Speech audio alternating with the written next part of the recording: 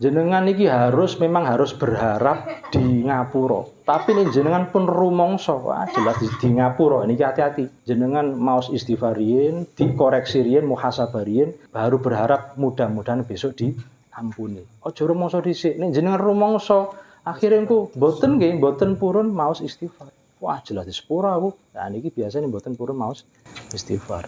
Berharap diampuni tapi aja rumangsa. Sampai rumangsa, wah meneh bakal aku oleh syafaat saking Gusti Allah, saking Kanjeng Nabi. Ampun ngantos jenengan rumangsa. Nek berharap boleh, tapi nek rumangsa niki bahaya, mergi nggarai dados tiyang sing mlete, Pak. Padahal wau mlete niku dosa. Senajan jenengan bener, lah kok mlete dados dosa. Wis bener ya, bener kan sae iki. Tapi mlete niku gak tepat. Lah apa maneh kebalikannya? Wis salah nang mlete, wah niki tambah nemen.